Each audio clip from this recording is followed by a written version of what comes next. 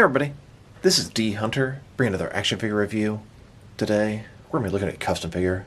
This is a custom of Bob the Goon from Batman 1989.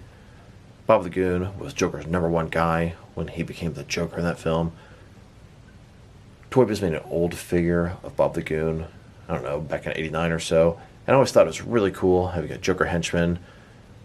Not only could Batman fight the Joker, but he could fight one of his thugs.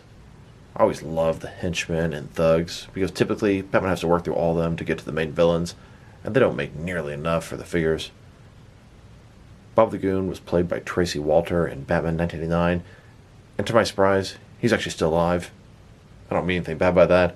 I think it's really cool. He's 75 years old, just looked it up. So here's a story about how I got this custom. Now, I do have a bunch of custom figures. Some I made, some my wife made, but it's been a long time since we've done any customizing. Hope to get back into it in the near future. But in the meantime, I've mostly been getting my customs commissioned from somebody else. But that guy, I believe, has moved on. Now, I saw a guy on Instagram that I chat with sometimes named OG Trilogy, and he has some amazing action figure displays, amazing customs. Obviously, he's a big fan of the old Kenner toy line, ToyBiz stuff. Now, I follow him on Instagram, chat with him on occasion, helped out with some figures over the years, etc. But I saw he had this custom Bob the Goon, and I have wanted a 6 or 7 inch scale Bob the Goon for, I don't know, the last 15 years at least. And I messaged him. I said, I absolutely love your figure. Is there any chance you can make one for me? I'm happy to pay you whatever you want. And then I thought to myself, you know what? Maybe he can make me a whole gang of these guys. I can send him like 6 of them. That would be awesome. These Drifter Bruce Wayne figures are actually pretty cheap online. So I messaged him all this stuff. Of course, I'm getting super excited, blah, blah, blah, blah, thinking of the possibilities. But making a custom figure does take a long time. So it's usually not in your best interest to make a custom for somebody else. It's going to take you far longer than it is worth the money. Anyway, long story short, he responded to me. He said he'd be happy to make me Bob the Goon. He likes my channel. I've helped out with figures in the past. Pretty cool stuff. But he doesn't want to make the entire gang because he works a full-time job, doesn't have a lot of time for it, and I totally get it. Can't hurt to ask, though. Now, I asked him, how much do you want for the figure? And he said, honestly, I like your channel. You've helped me out before. I'll make the figure, no charge. Just send me the parts. And I was like, holy shit, hot damn. Jumping on this thing before it's gone. That is awesome. This is what I love about the action figure community. Get to know people out there, build relationships, build friendships. People do stuff like that for you, and it means a lot. I've wanted this Bob the Goon for many, many years, and have it in 7-inch McFarlane DC Multiverse scale is awesome. Unfortunately, I don't have a Jack Nicholson Joker for him to go to. That's something I really need to find a way to get eventually. But in the meantime, I have plenty of Jokers out there, and now I have a member of the Joker gang, a new character, Bob the Goon. Really, really excited. My forte is obscure Batman characters, custom to them. Thugs and henchmen, another forte of mine, so this guy is absolutely perfect for D Hunter. I want to give a huge shout out to my boy OG Trilogy from Instagram. I'll drop a link in the description below. Bob the Goon here. You can check him off my want list. It means a lot to me. It really does. Thank you so much. And the fact that you did it for free, oh my god, just makes it icing on the cake. I would have gladly paid whatever you wanted for this. I thank you so much. I'll be on the lookout, try to help you out in the future. That being said, check out his Instagram. There's all kind of awesome photos in there. Go back quite a while. You can see some really cool DC figures and DC customs. Awesome, awesome scenarios, displays, dioramas, etc. Check it out. You'll see some stuff that's really cool. In the meantime, let's take a look at Bob the Goon. Now, Bob the Goon was made from a Bruce Wayne Drifter figure, at least the majority of the figure. But we'll get into all those details shortly. Right now, let's just take a look. Black hat. He's got the scruff. Now the face. Doesn't exactly look like the actor from the movie, and that was the point. OG Trilogy told me that he used a certain wrestling figurehead, and his idea was to make it sort of a more realistic, sized up, modern version of the ToyBiz figure, and I think that is a really, really cool thing. Scruff looks fantastic. Head sculpt is great. The hat is something I had in my fodder pile and sent him over. I sent him over the hat. and the Drifter Bruce Wayne. He sent it back to me like this. He freehand painted that Joker logo on his chest. It looks fantastic. That must have been so difficult. He's got the big bulky sort of jacket, hood down to the back. Pretty accurate to what he wore in the film. He's got those fingerless gloves. Very accurate. I went ahead and added this pistol from the McFarlane accessory set and this large knife, which I think came with the McFarlane Multiverse Hush figure, and it is perfect for the machete he used in the film.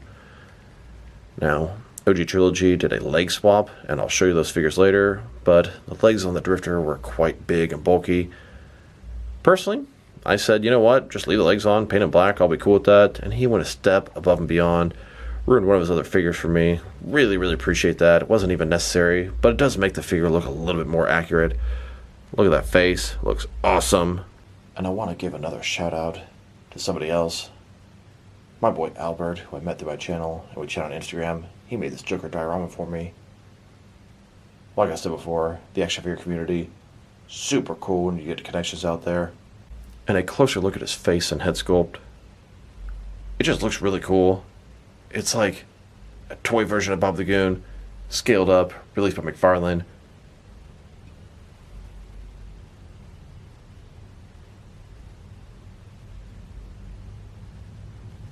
And here he is with the hat off. Removable hat. Awesome feature. Bald on the top. Got hair on the sides. Hair maybe a little bit shorter than the ToyBiz figure in the movie, but it looks just awesome. I love the figure. I love the extra sort of features, removable hat, etc. And then here's the figure broken down as far as he can go, with all of his removable parts detached. We got Bob the Goon, hat, pistol, and a machete. Absolutely perfect, whether you're doing the movie version or the ToyBiz throwback version. And here's the older ToyBiz Bob the Goon figure broken down as far as he can go. He has a machete, hat, and a pistol. Now, I had this figure as a kid, and I thought it was awesome. I had the old ToyBiz Batman and Robin, Joker Bob the Goon, I don't know, Riddler, Penguin, Mr. Freeze. It was so cool to have all these characters in action figure form, but they're so dated and basic at this point. Now, this Bob the Goon in front of you was not the same one I had as a kid. God knows what happened to that one. I bought one on eBay loose, I don't know, 15 years ago at least. I also have one sealed, boxed away upstairs. I had this guy in my collection for a very long time, but as action figures have progressed, he's way too small for the modern stuff. 5-10 years ago, I would have wanted a 6-inch Bob the Goon, but now I'm really happy to have the 7-inch scale Bob the Goon. Here are the two figures, fully assembled next to each other. Bob the Goon in modern McFarlane 7-inch scale, and then Bob the Goon in old school ToyBiz 4-inch scale. I am so happy to have this guy, I just cannot stress this enough. Look at the evolution between the two. This older one here, boy is he dated. Hat doesn't fit on properly, still really cool. Same bald head, hair maybe a little bit longer. He's got the scruff, the beard, the pistol, very oversized for the figure. It is perfect for 6-inch scale figures. One of my favorite pistols out there. I've got a couple of them. I think maybe one came with Lex Luthor also, not for sure. Got a knife, you can see the paint's kind of beat up over time. He has this kicking feature, and mine is really messed up. I'm trying to be very delicate with him as it wants to spring forward. It took a long time to get him to stay like this. Oh, there it goes. Okay, cool, excellent. So, from this to this. Now let's check out his accessories. He has 3 of them. Knife, hat, and a gun. So here's his hat. I must say, I couldn't tell you exactly what action figure this hat came from. It was in a big bag of hats I have for my Mad Hatter accessories. I just throw all my hats into a bag for him. So you can see the top, it's been painted black. The bottom, it was originally some sort of brown color. He left that unpainted so it won't leave black residue on his head. Overall, it's just about the perfect kind of hat for him, and the perfect size fits on that head. Amazing. Here's Bob without the hat, and then here with the hat on. If you get the hat right in the sweet spot, it stays on there perfect. Not even coming close to falling off. Not for his pistol. This is one of the pistols from the first McFarlane weapons pack. It's the larger of the two. Here's Bob holding that gun. Now for his knife. It's a larger knife. I'd call it's a machete. It looks very similar to what he used in the actual movie. I believe it's from the McFarlane DC Multiverse Hush figure. Pretty certain of that. Now in the film, I remember the part, Batman beat up all his thugs, save Vicky Vale. Bob pulls out that knife. Batman looks at him, kind of hand gestures, come on. And then Bob just throws the knife down and runs away like a little bitch. It's a pretty funny scene in the movie. And this knife totally reminds me of that. Here's Bob holding that knife. Perfect fit in his hand. And just like the old ToyBiz figure, he can hold the gun and the knife at the same time. I provided the accessories, the gun, the knife, the hat, the base body. He provided the head, the legs, and all the time and effort into painting him and turning him into Bob the Goon. Awesome custom. Now let's look at the recipe to make this figure. I must confess I don't know which wrestling head it is. Maybe someone who recognizes it, drop me a line in the comments below. I am rather curious. But the majority of this figure is from McFarlane's DC Multiverse, the Batman Drifter Bruce Wayne. The figure is cool, but I always thought the sort of jacket chest area just looked a little funky, didn't quite look right. But that being said, he makes for a nice Bob the Goon base. Honestly, the pants aren't too bad. Yeah, they're definitely a little bit too big, but if they were just painted black, it would have been cool. OG Trilogy went above and beyond there. Now, the top part of the figure, don't even have to paint the jacket. It's already black. Looks like he painted the hand, the flesh, and the gloves. Of course, the head is completely different. Looks like the neck, at least he painted some of it. Flesh color. Overall, totally digging it. Bob the Goon, made from the Drifter Bruce Wayne. I've seen a bunch of people make this custom out there, but was extremely impressed with OG Trilogy's work. They made two different versions of the Drifter Bruce Wayne. There's the regular version here with the mask on, the Target exclusive unmasked version, and then I got another one and put the helmeted head that came with the Drifter motorcycle on it.